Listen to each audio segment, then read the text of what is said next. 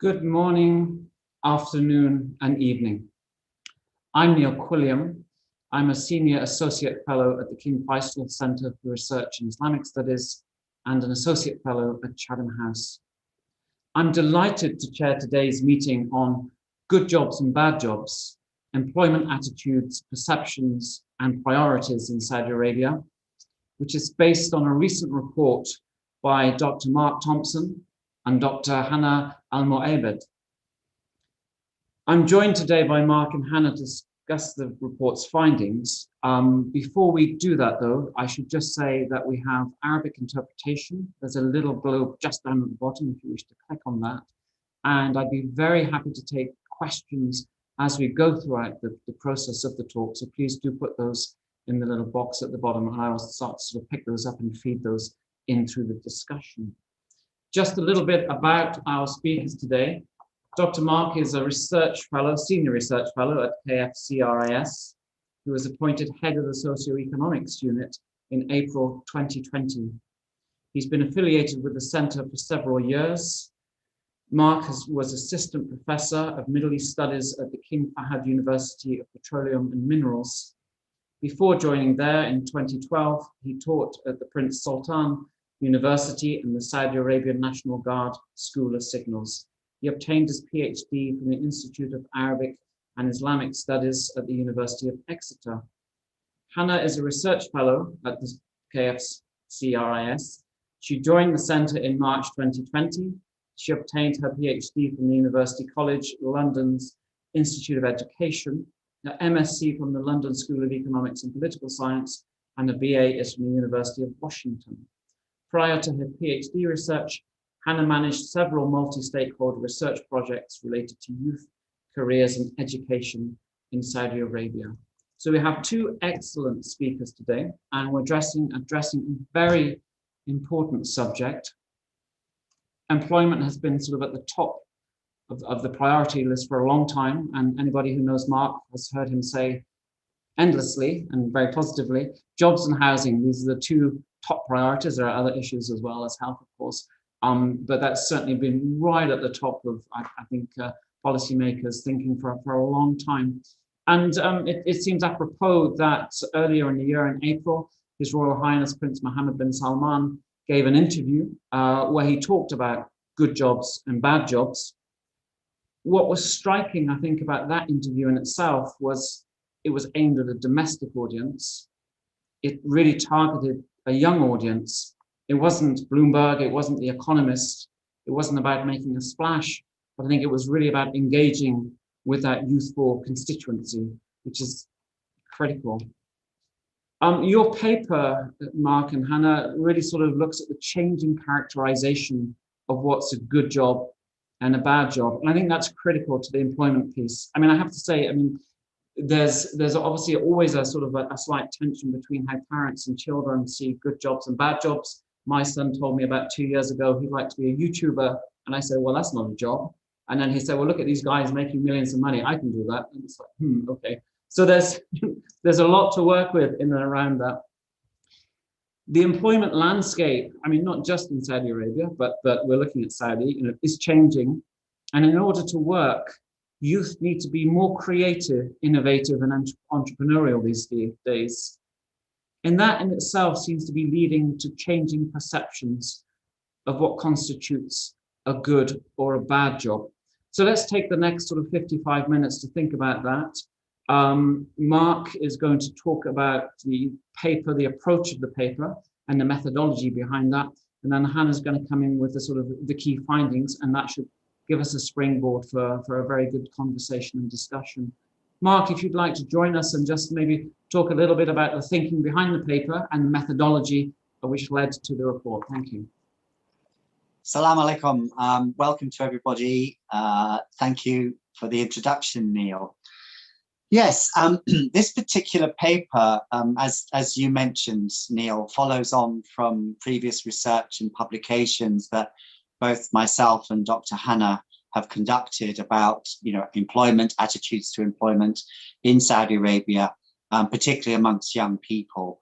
And I know, to sort of reiterate what you were just saying, during my travels around the kingdom doing research and focus groups, employment has always been, for a very long time, the #1 priority for young Saudis. But this new paper, this Darasat that we've just published with the King Faisal Center for Research and Islamic Studies, in English and Arabic, by the way, is different in that it explores narratives surrounding work in Saudi Arabia to better understand how attitudes and perceptions of good and bad jobs have developed and indeed are still changing. And we also wanted to do this because the concept of what constitutes a good job or a bad job is something that's contested, but is also evolving. Now, of course, there are the economic dimensions of work, as described in quite a lot of detail by His Royal Highness in his interview in April. And we know that there are many people who also consider the impact of work on, for example, their family life or social integration, health, etc. And whilst the nature of work is important, perceptions of good and bad jobs are also influenced by social factors, such as educational background or socioeconomic class or gender. And in addition to these factors, you've also got historical or deep-rooted perceptions of work. And these can influence the way that people respond to job opportunities and which employment sectors they prefer. So Neil, you've just given us an example of that with your son and a YouTuber. And here in Saudi Arabia, of course, there's for a long time, especially with young men, there's been this sort of, the two career paths that their families wanted them to follow, whether either medicine or engineering. So our paper highlights, the source of these attitudes and priorities, and identifies some of the socio-cultural factors that may sometimes be a source of resistance to job creation initiatives in the increasingly diversified Saudi economy. So just to give you some background about how we went about researching this paper. So we had sort of 3 overarching research questions. The first was, how have perceptions of work and employment in Saudi Arabia developed historically? The second one was, are there regional differences in attitudes to work across the kingdom? And the third one was, what sociocultural factors influence attitudes and perceptions of work? So as a starter, what we did was we conducted a series of interviews from July to October 2020 to examine variations in attitudes and priorities to work with reference to cultural factors, including region of origin, access to education and employment opportunities. And this was done with a small group of Saudi men between the ages of 56 to 65 from across the kingdom, because we wanted to have that sort of, that picture of a narrative. Obviously, we were interested in their work experiences, but also how these evolved over time and whether these experiences were unique and how they related to the experiences of other people. So we were obviously asking them about their career paths, how these compared to older generations within their families, to the wider community, and what they believed to be the influence of educational and socioeconomic expansion and societal transformation that we've seen happen over the last several decades. And finally, we asked them to elaborate on what they consider to be some of the cultural facilitators of their success at work, and also to expand on some of any barriers that they have witnessed or experienced. And this helped us to identify some of the sort of watershed historical moments that have changed the way that people think about good and bad jobs. And it also gave us insight into how perceptions of work and what is a good job or a bad job have developed within the wider community. Now, to complement the interviews, we also conducted a multiple choice question survey online with approximately 700 respondents. Around 70% of these were male and 30% female. And this actually mirrors the official Saudi labour market statistics for the second quarter of 2020. And obviously we did this because this was a way of helping us support and provide additional commentary to the main themes of this paper. And we obviously, we asked about age, gender, current residential area, family residential area, type of employment, and labour sector. And importantly, we also asked them if they were actually working in the sector now that they wanted to work in when they were younger.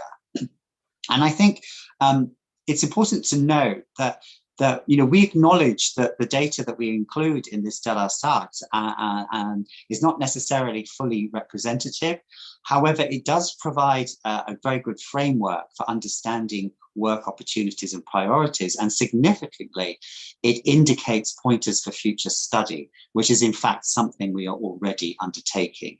So, for example, the data has prompted us to explore other factors that influence the way people view good jobs and bad jobs, such as technology, educational background, socioeconomic class, differences in economic growth, and the influence and or availability of work.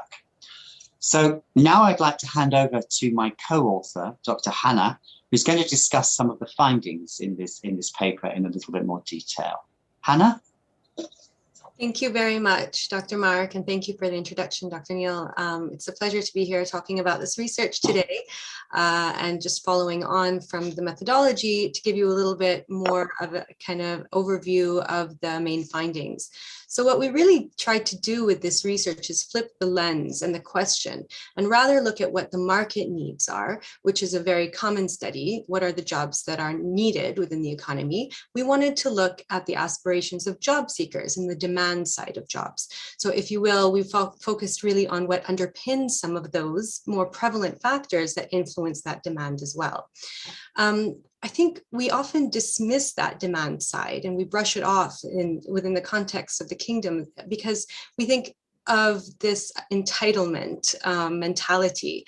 And for many of the young Saudis, it's not really about entitlement, it's more about the social demands. So what a good job can do is it can help you fulfill some of those social demands that you do need to fulfill in order to meet certain social expectations. So it's once those financial needs then are met, it's not necessarily a sense of entitlement anymore. It's more looking for the jobs or the work that will help you make enough money to get the house to get married, or potentially enough money to then appreciate and experience some of the ever-growing opportunities for entertainment and travel within the kingdom.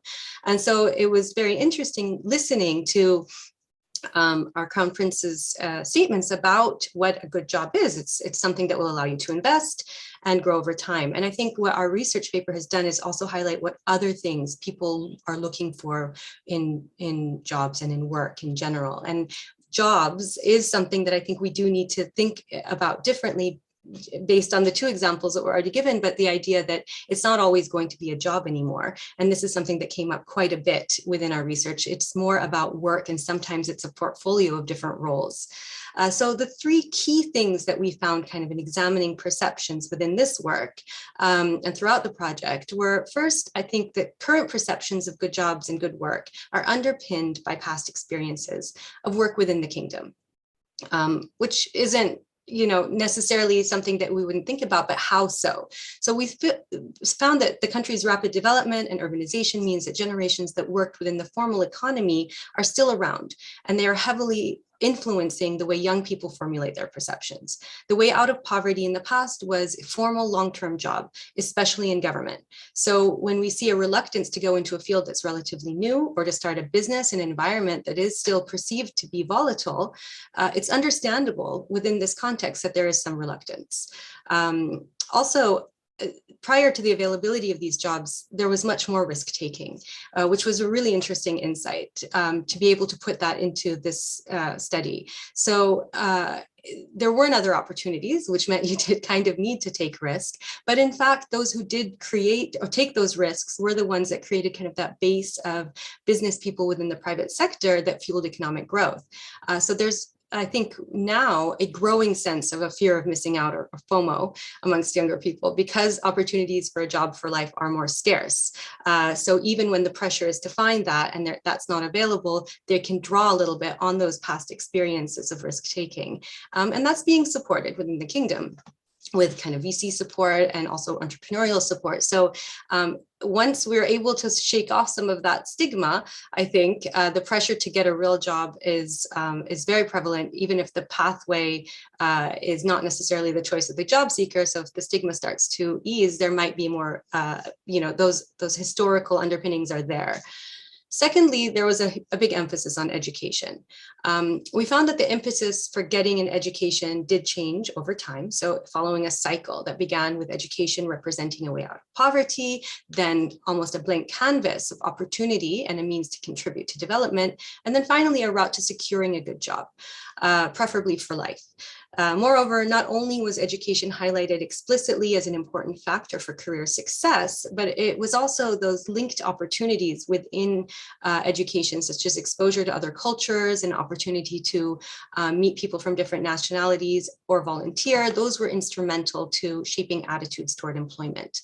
The downside of this, if you will, is the emphasis on a certain type of qualification that undermines older forms of learning and working that were more prevalent and accepted historically, but today are more linked to that idea of informal work. So even if a higher level of education isn't necessarily going to lead to better work in the formal economy, because of the economic shifts we're experiencing in the kingdom, people are reluctant to look for those roles. And then finally, there was a lot of regional variation. So our sample was predominantly from main cities, but had very strong links to other parts of the kingdom. We saw that there was more optimism in bigger cities, but also there was a fear in other parts of the country, depending on where economic growth and centralization was. Whether a job was intrinsically satisfying or not is a highly subjective matter, and the literature that we were looking at supported that. So we found that our interviewees did highlight this as well. As an example, even not just with our interviewees, but in trying to recruit our sample, people were very reluctant to nominate participants who didn't have those successful career criteria according to kind of more contemporary jobs and successful stories. They wanted to nominate those who became kind of famous for their achievement. And the sampling process really did highlight one important dimension of work attitudes across generations in different regions, which the importance that was attributed to success and tenacity. So there is a stigma with failure because that is something that is very important throughout the kingdom. This is a good thing, but at the same time, it can act as a barrier if the career process is not necessarily straightforward, which in today's economy, it often is not. So I think that might summarize the main findings that we had. Obviously, we did discuss these in more detail, and this is part of a growing and an ongoing project. So happy to discuss it further as well. Thank you very much, both. I read the report again yesterday, and it's very rich, and there's a lot in there. And I would encourage our audience to sort of start asking questions. But until they do, let's have a conversation about some of your key findings. Hannah, could you talk a little bit more about this sort of risk taking with the sort of I don't know how you could situate it, sort of the previous generation, because there seems to have been risk taking prior to the 70s, and then we had that kind of period, and now we seem to be sort of more in that kind of risk period. So it'd be just good to get a little bit more about what that looked like previously. And then just as a follow-up, is there any sort of connectivity, and it must be connectivity between those two generations at either side, where that sort of risk taking can be shared as an experience? I imagine that must be a conversation that takes place, because I'm just thinking, how can one capture that and utilize that to good effect from a sort of policy point of view? No, absolutely. I think that's a great question. And I do think that was one of the things that I really enjoyed listening to is specifically kind of the older end of the spectrum of the interviewees that we engaged with. They talked about, leaving their families from a very young age and moving somewhere where there was economic opportunity. And there's great risk in that. First of all, there's a risk that you might not come home, but there's also a risk that you might, fail there and not be able to send back remittances, which was for many, the purpose of this. There was also a risk that you'd get to wherever it was that you were going and you wouldn't find anybody that wanted to partner with you and do business with you. So whether it was traveling for a job or traveling to create kind of business partnerships in places like India, these were some of the risks that were taken. And there's, you know, a lot of examples specifically from El Ghasem and of people traveling and coming back then successfully and starting businesses then that had, you know, they were multinational on many levels. And that became a source of employment for locals within those cities that they went back to, or towns or villages, depending on what it was. So this idea that if you do go abroad, you can come back and bring some of that success with you was something that happened, but it didn't happen on a massive scale, but you had to have some security and an ability and thirst for more exposure in order to kind of do that. So there were also some traditional, even older trade routes that allowed people to kind of capitalize on that and understand that, okay, people do go and come back, and there is economic benefit in engaging in this. And so I think that real, you know, kind of historical, those patterns of how people traveled and came back and what they were doing really in early days of establishing the kingdom is something we don't talk about enough. And absolutely, I don't think that I think there's a lot of importance in transferring that knowledge to young people. I don't know that we're doing it enough, because I think that we're focusing so much on young people and what they need to do today, but linking it back to some of these more historical traditions and actual kind of values and aspirations would probably then alleviate some of that stigma that we were talking about. And it would allow young people to really understand that there is a great reward in taking risk. So highlighting more of these stories, I think, was really important. And this is one of the things the study really did for me, is it really bring that home, that we need to really look at the history and the context in order to plan policy, rather than only look forward. But within this kind of environment, there's so much that we can learn from and harness. And I think we need to do that a little bit more because there is so much potential in doing that. Thank you. If I might come in there. I mean, this is a very interesting question, and something that I've noticed in doing a lot of research and focus groups with young people is how often they refer to their grandparents and how often they refer to the much harder life that their grandparents lived. And Hannah's obviously just sort of talked about that. But, you know, I've spoken to people who from Qasim, for example, who would sort of say things like, yes, I remember when my grandfather told me he walked from Qasim to Riyadh to find work, or walked from Qasim to Kuwait. You know, and other people who told me about their grandfathers who actually went to work in India, you know, and because they worked in India, they learnt English. And therefore, when they came back to Saudi Arabia, they were able to join then what was sort of nascent Aramco, because they developed sort of English language skills. So it is interesting, actually, you know, that there are a lot of younger people who refer to their grandparents' generation. And I know once, a number of years ago, sort of having a conversation with actually one of my classes at King Fahd University, and we were talking about this very topic, although this was pre-Vision 2030. And you know, they were discussing sort of certain jobs, certain professions that they didn't feel were suitable. And yet, when I sort of said, so what did your grandparents do? They immediately answered, oh, well, of course, they did everything. And I think that was very interesting, because it showed that some of those sort of sociocultural factors, if you like, are actually quite recent. Yeah, no, absolutely. And just following on that, I mean, I often do talk about kind of me being very proud that my grandfather was in the first kind of group of Saudis that went on scholarship to Egypt in the 1920s. But I think that we as individuals are very proud of this history and we talk about it, but then we don't necessarily take that and embed it into the policy, which I really hope that we can really benefit from those experiences and seeing that, because I think the pride is there, but it's almost like, but that was the past. But actually, that's really kind of what underpins the future, I think. And I think that that's an important message that young people should embrace more, if it's possible to do that. You've mentioned Qasim, Mark. Perhaps both of you could talk a little bit about some of the regional variation. I find that really interesting, the differing experiences, in fact. previous generations. If you could perhaps touch on that, and I guess it sort of comes to this general point that so many of us think about, Saudi Arabia is not homogenous, it's not one lump. So just touch on some of that would be really good, just to bring that out. Yes, I mean, I think you're absolutely right. Saudi Arabia is not homogeneous. It does get sort of talked about very often as though it is. And yet we know that the regional variations can be, very big depending on which part of the country you come from. So I think it's very important to look at what's happened, historically in the different regions. What were the main providers of jobs in those regions? What are the main providers of jobs in the same regions today? How have the aspirations of people maybe changed?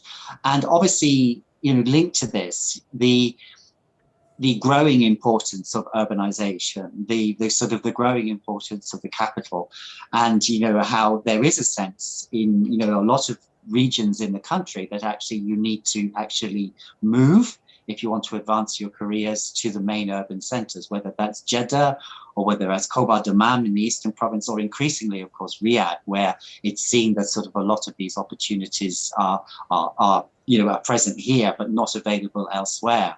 Hannah, do you want to add to that? Yeah, I mean, just to talk about some of the specifics of, kind of the respondents and what they talked about in terms of their historical experiences within their region. So, particularly in the Western Province, you talked about agriculture, but also serving pilgrims. And so this was part of their history and something that they're quite connected with. And so one of the respondents was talking about his aspiration is, once he's finished kind of with his business and working and he wants to retire in Medina, because that's where he feels like the most benefit came, because it's closer to kind of where he started. So there's a bit of that in terms of thinking about what professions and what skills and what types of trades happened to be situated in different parts of the country. Then you talk to people in the Eastern Province, and of course Aramco is a huge kind of influence on everybody in that part of the country.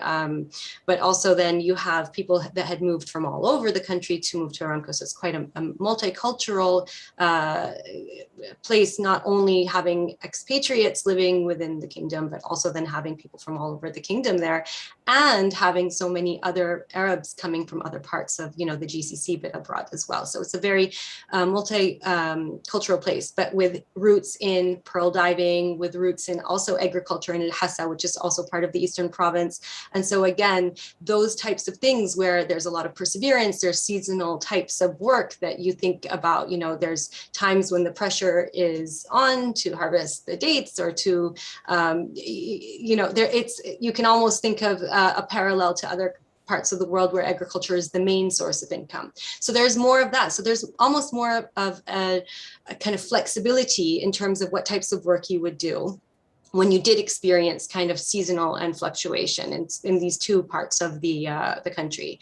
When you get to the southern region, you had a lot more kind of outward looking. So they'll trace things back maybe to a further back history, and thinking about kind of pre-Saudi, pre-Islam even, and just how multicultural it was in the south, and how rich that culture is, and how diverse it was religiously. And so that has, given them more of, I guess, two things. One, kind of an outlook on the world where you have to be stronger through different connections and different cultures, but also this idea that taking on a little bit of risk and leaving in terms of economic development is something you'll do, but you always have this pull to come back to the region at some point. This is dying out. We saw that generationally that was dying out. So the first group of Saudis that would leave the southern region all went back as soon as they kind of made a little bit of money. Then the second kind of group would go back and retire there. And now the third group goes back during holidays to visit family. So it's kind of changed over these three generations because of economic kind of development not really happening as much as they would like it to. So there's more of a desire to pull out young Saudis from that region and help them move to another place where there is more opportunity. rather than go back and settle there. And then Riyadh, of course, it's the center of government, and therefore, historically speaking, people did always gravitate toward going to Riyadh for certain opportunities, especially within government. And there was a huge optimistic kind of feel in terms of what's available and what will be available in Riyadh. But I had one respondent tell me, I have traveled the world and gone everywhere, and everything I want is in Riyadh. And sometimes things that I want abroad, I cannot find. And when I come to Riyadh, there it is, whether it's at the vegetable market or in the grocery store or amongst my friends. And so, those social connections are also highlighted and very important as well.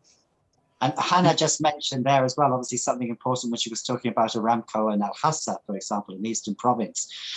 Something that I heard from a lot of people over the years was how actually when Aramco started to recruit originally in the Eastern Province, that actually drew a lot of the people away from their traditional agricultural practices, because they actually sort of left their farms to go to work at Aramco. And then obviously what they did was that they started to then bring in people to do those jobs that they used to do before. And that obviously sort of marked a shift in sort of labor market patterns here as well. Mm-hmm. Yeah, and I don't know if you want to segue to that yet, Neil, but that is really, it's all very recent phenomena. Yes. The picture of the labor market today is quite new. And so a lot of this reluctance is not that deep-seated. No, it's just a generation, really, isn't it? Yeah. And I think what's very interesting is that, post the oil price crash in 2014, that's when we started to see, the mindsets change, the mentality towards work change. And when I think of where you see Saudis working today, young Saudis working today, right across the kingdom, not just in the main cities, but, whether it's in Jizan or whether it's in Asir, it's remarkable that this change has happened in such a short space of time. And I think it's something incredibly positive and very exciting, actually. And that's as it should be. And it's great to see young people who are working in all sectors and doing all types of jobs and being very, actually, they themselves, very positive about that. It's a wonderful change. Thanks, Mark. I want to come to some of the questions in a second, but I just want to tie two things sort of that I've got burning in my head. You've both sort of sparked some questions. So this change, if we got at the catalyst in 2014, the change that's followed as a consequence of that, is that aspirational or is that driven by necessity? So that's sort of the first part of the question. The second is, Hannah, you talked about sort of, a differential between jobs, that's sort of like a job for life, or work where you have a portfolio of different roles. I wonder do those two things sort of sit together? And I just think, it's not just in Saudi Arabia. My mum had a job for life and expected me to have a job for life. So this is a global phenomenon. Obviously, we're focusing on Saudi because that's what we're most interested in the moment. If you could maybe think about that sort of 2014 kind of point of departure, that would be really helpful. Thank you. It's both. When you say necessity, is it aspirational? It's both. I think in some ways, of course, the labour market shrank after the oil price crash in 2014, and a lot of those jobs for life either disappeared or they became much harder to get, as Hannah just mentioned. But also because the mentality started to change, because all of a sudden young Saudis started to have part-time jobs, started to volunteer, started to do things that they hadn't really done before, then it became then that helped change the mentality, because things like they suddenly realized that having a part-time job or volunteering gives you a different social circle. It gives you different experiences. It's something that you can put on your CV. It's also fun. You meet lots of people. And so I think it was, yes, some of it was out of necessity, but some of it also was people started to talk to each other about, oh, I'm doing this and I'm doing that. So there was a sort of like a chain reaction as well. And I saw this a lot with my former students. It sort of spread, and I can think back to when I first started teaching at King Fahd University, and the numbers of students who had part-time jobs who volunteered in 2012 was virtually zero. but by the time I left, you're sort of talking sort of 80%, and young guys, you're working as Careem drivers or Uber drivers or working at your bookstore. So, and it wasn't just because, I need the money, but it was also because actually I also want the experience, and I want this sort of more fun environment sometimes. Hannah? Yeah, no, I mean, I think what I would just say as well is I think the world of work is changing, as you mentioned, globally, and not in the sense that the robots are coming to take our jobs, which they are on some level, but also the world of work is changing because of the way technology facilitates certain things that we used to do, and also because of, at certain points, because the economy is more global, and other times because there's more focus on developing things nationally. And so I think there's always going to be an ebb and flow in terms of opportunity, and then kind of pressure and less opportunities. But I think that what's interesting within the Saudi context is the shifts did help. I think with all of those slow changes that were happening, the shift really did help accelerate that acceptance of doing things differently. But I think we have to be honest and say, unemployment amongst young people still is quite high, which means there is a need to take on more of this risk in order to really stimulate the small and medium business space, which is being incredibly supported. But there's still a little bit of fear culturally to start and potentially fail. When success was really that marker of, can you introduce me to somebody between the ages of 55 and 70 so I can interview them for my project, they were only thinking of the people that have made it to the very top of what they think is success. So that's what you aspire to. You want to be the first name on somebody's mind. So having that kind of B, C, or D job isn't something that you really want. But maybe now it's not necessarily seen as a B, C, or D job. It's looking at how you can create something different out of the opportunity that's presented to you. And I think there's a more kind of a shift toward accepting that a little bit more. But there's still a demand for a basic amount of money that you need to make in order to fulfill the social expectations. As a young Saudi man, it's, as Mark would definitely be able to tell you, it's that breadwinner status. It's the need to really provide for a family. And for a young woman, it's, the work is there, and women are definitely getting into the labor market more, not always favorably by their male counterparts, but I think still you would see more women taking a step back and putting the position forward to a male family member, because they know that the pressure on them is still to become that breadwinner. And so there's things like that are persistent, that exist. And while they're shifting, we do need to acknowledge them in order to ensure that policy does really speak to that demand that's in the labor market, I think. Yeah, and when you ask a lot of young people, particularly young men, sort of what's the most important thing they consider when they think about a job or something, it's job security. I mean, you constantly get told job security, because as this alludes to what Hannah was just saying, if you have that job security, then you can afford to buy the house, then you can afford to get married, then you can afford to sort of honor your family obligations and things like this. And it's, you cannot sort of underestimate the importance of these sociocultural factors. They're very, very important. One of our interviewees mentioned to me that, the generation in the 70s were the deal makers. They were the ones that went and got, the partnerships for the big different, whether it's car dealerships, whether it's, industrial partners and working in industry. They set these things up.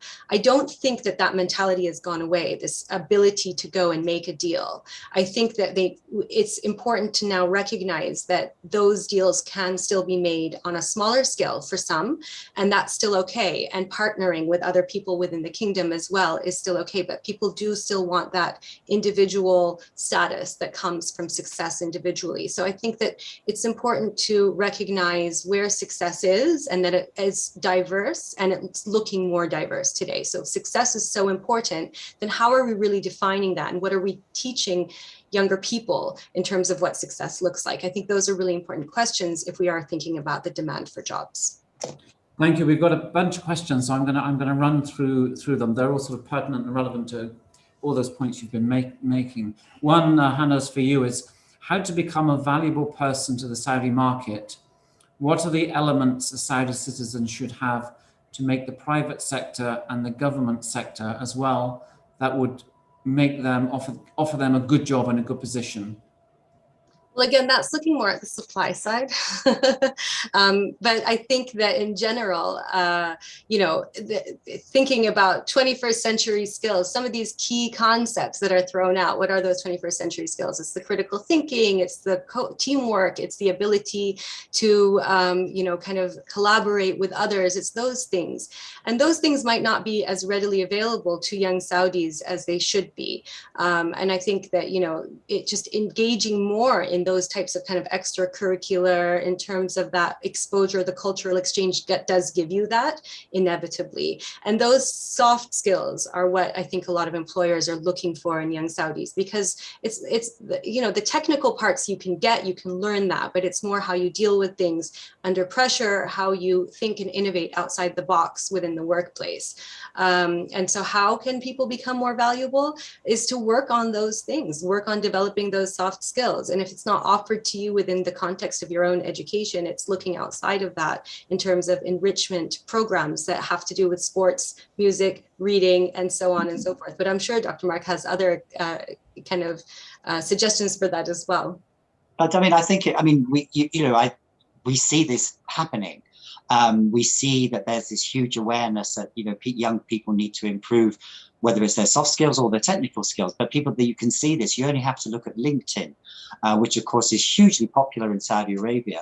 And every day on LinkedIn, I see my former students or young people that I in my networks constantly posting certificates that they've gained from doing, sort of extracurricular courses with Udacity or MISC or what have you, because they're aware themselves that they actually need to improve these skills, because that's what's going to make them valuable in the marketplace. That's what's going to make them valuable to future employers.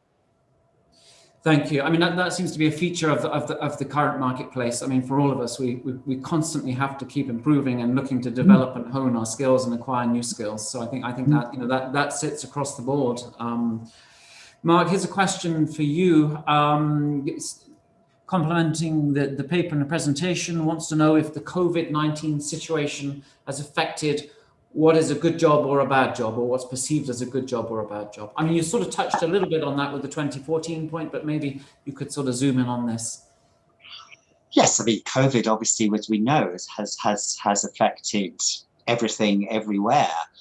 Right across the board. And I think in terms of good jobs and bad jobs, in terms of employment, of course, now one of the things that people look at is that, within this company or within this organization, with this institution, do they follow, sort of the required COVID regulations? Are they strict? In other words, do they look after the health of their employees?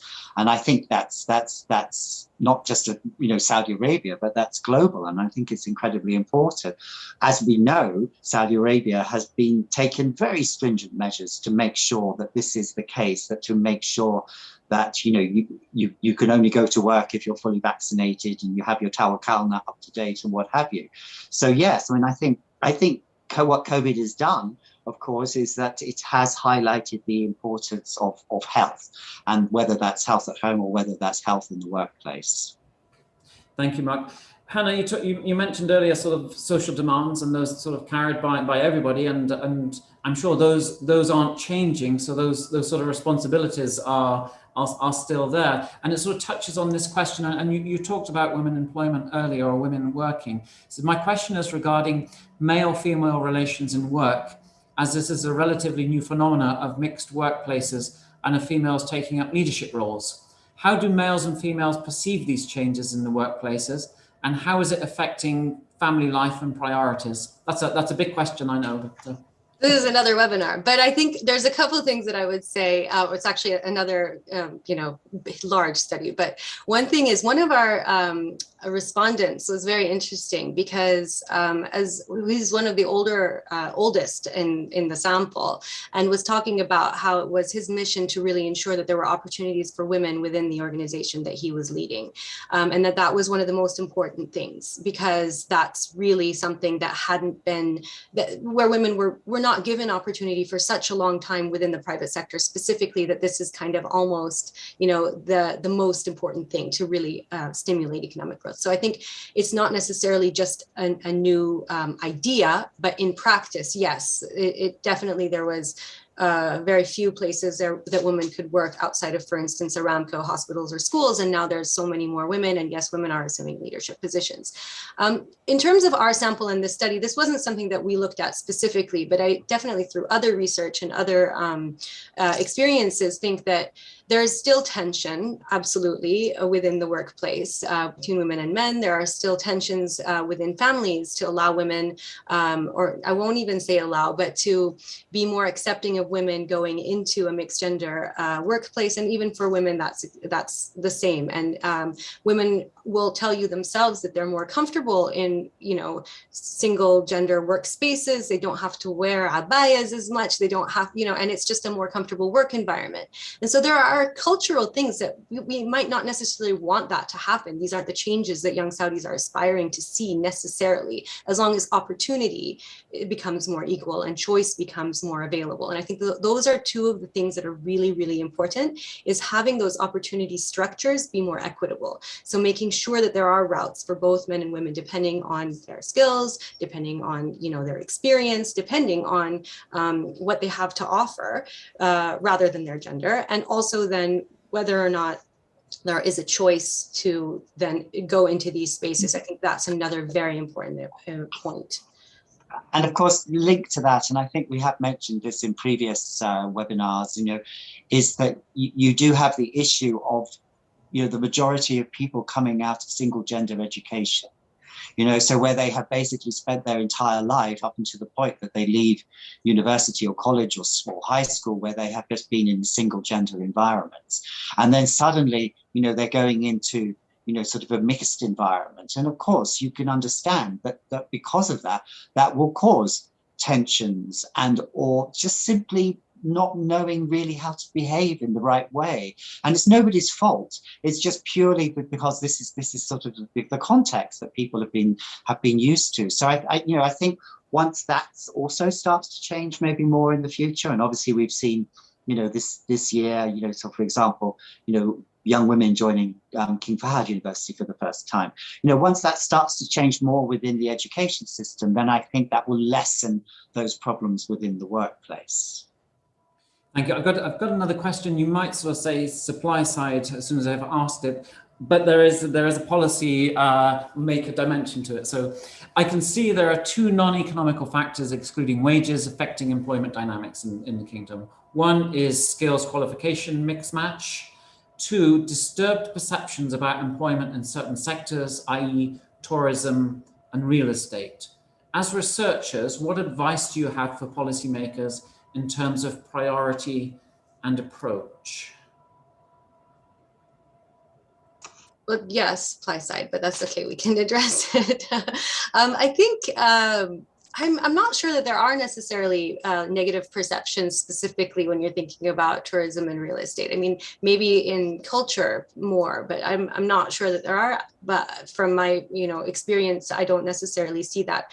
But about the skills and the qualification mismatch, I think that the education sector is shifting in Saudi, and there are more options to do different things at a younger age now, with this year launching, the new Masarat, which is different pathways within the secondary school. I think that's one way that we're going in the right direction, but understanding that pathways are not linear and providing opportunity then to, as we were just saying, to learn again, reskill, and do things differently is really important. And I think that it's not just, there's not just the two non-economic factors, there's so many other things. It's that this is something that we addressed a bit more in the paper that we didn't talk about that much today, but it's about the ability to contribute to the work. It's about the ability to have your voice heard within the workplace.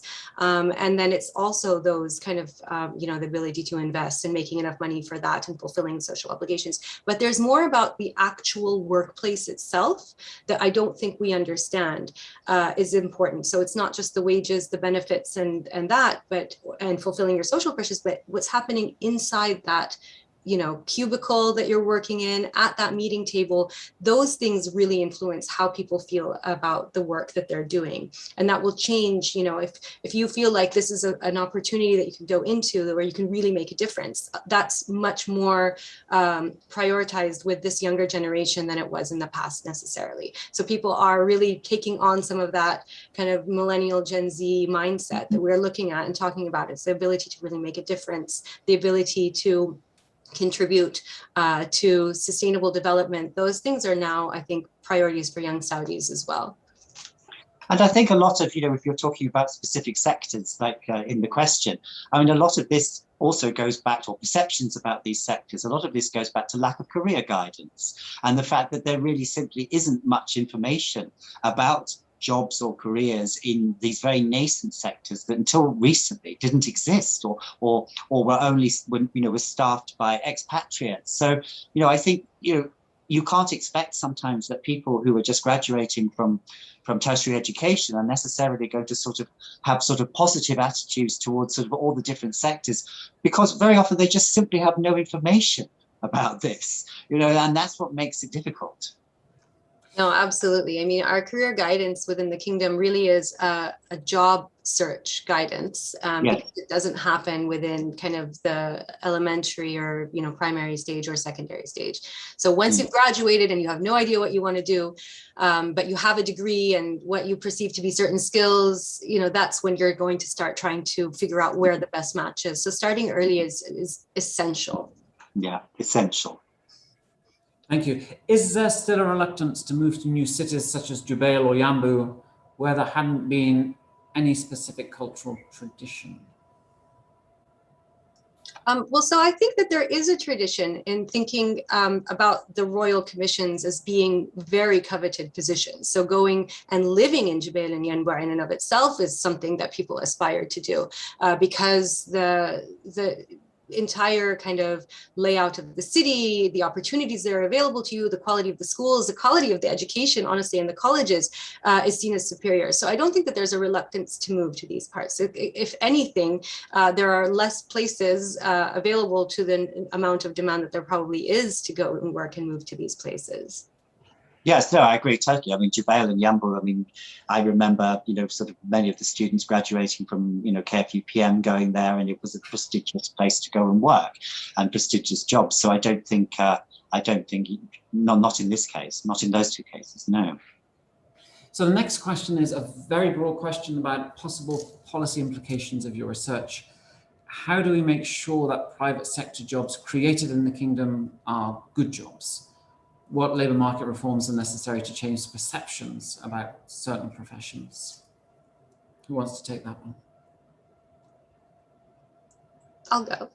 So I think one of the things that we said in our paper is that, you know, this is a very subjective thing, what makes a good job and what makes a bad job. So it might be appealing to certain people and it might not be appealing to others. So I think if anything, what needs to happen and the policy implications for what we're looking at are to understand that creating more opportunities that are kind of giving people an opportunity to grow, an opportunity to learn more, an opportunity to maybe then move on to something different because people aren't really looking for jobs for life anymore. These are things that I think employers can take on board. I think there are so many things.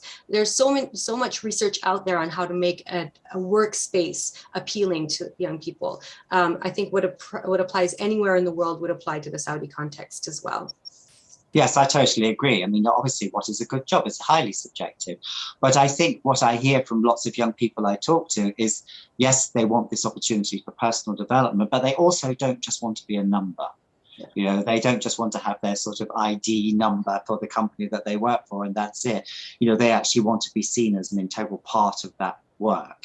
So I think that obviously varies depending on the sector and the type of job. But I think that's something that, job security, obviously going back to what we said about that, is something else as well, again, to sort of just reiterate that. But of course, yeah, it's subjective. But I think this idea that you can sort of, also have a sort of an identity, if you like, within your work is also very important.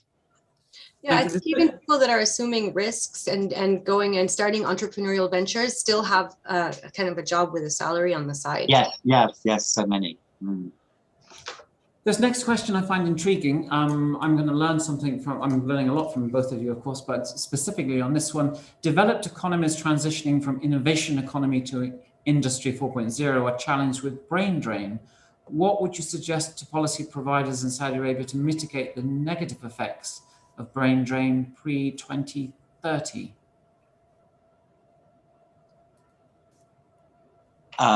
Brain drain from leaving the kingdom?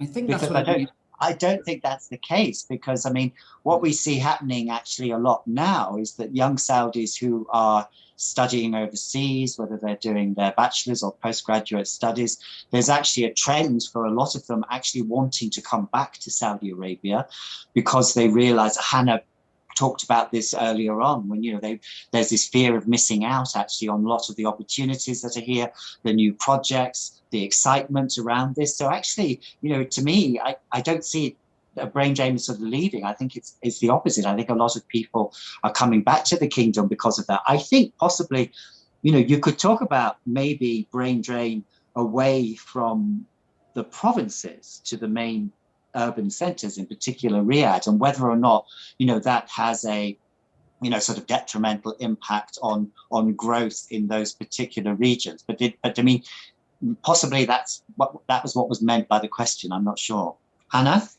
No, I think you got it. I mean, in this context specifically, it might not be true in others, but Saudi, especially young Saudis, are very excited. And I think particularly Saudis that have gone and studied abroad, they are kind of the brain driving the change within government and in a lot of the private sector. So a lot of the more reluctance and the difficulty in finding jobs does happen to be, unfortunately, for more graduates from vocational training centers, people that didn't end up going to university for a variety of different reasons, or graduating from universities in their regions that they didn't feel like were, had offered the specializations that they aspired to get, and therefore they're looking for a different type of work and different type of experience. And that happens quite a bit within the kingdom. But, there's a big pull, I think, to come and work and be part of this change that is happening with the vision.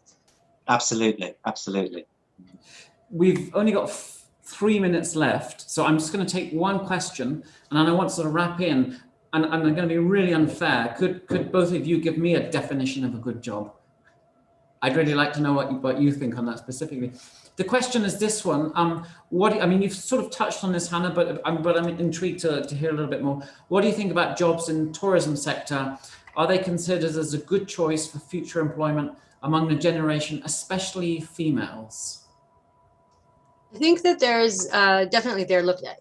Jobs within government are still looked at as good jobs. So I think that, despite the fewer available jobs, if you can get a job within government, especially today, this is something that you want. So a lot of the jobs within the tourism sector are kind of almost affiliated with the government at this point. But I think in general, for women and men alike, jobs within the tourism sector are looked at as a very good opportunity, because this is one of the sectors that's planned to grow, to be maybe the second most important industry within the kingdom. So I think that this is, again, people are now thinking about that type of growth and opportunity within.